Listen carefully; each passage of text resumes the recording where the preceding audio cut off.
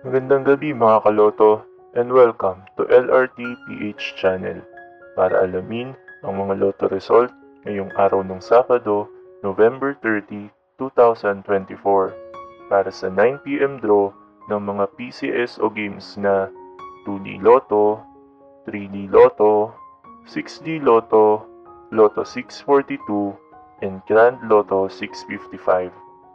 Pero bago ang lahat, kung bago ka pa lamang sa aming channel, ay huwag kalimutang mag-like, mag-comment at mag-subscribe para updated ka sa daily lotto result ng PCSO.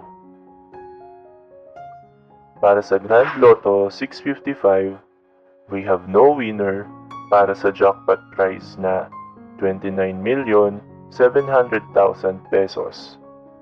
Ang ating Grand Lotto winning combinations ay 1, 53, 8, 50, 38, and 40 in any order. Para naman sa Lotto 642, we have no winner para sa jackpot prize na 6,425,379 pesos and 60 centavos.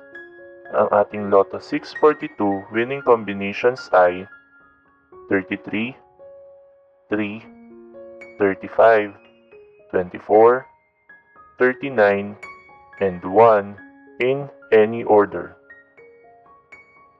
Para naman sa 6-digit Lotto, ang ating winning combinations ay 8, 1, 8, 5, 2, and 9 in exact order.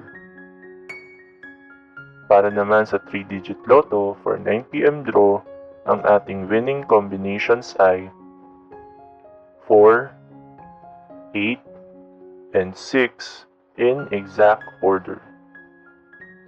At para naman sa 2-digit Lotto for 9 p.m. draw, ang ating winning combinations ay 6 and 16 in exact order. Narito naman ang ating susunod na draw schedule para sa araw ng Linggo, December 1, 2024.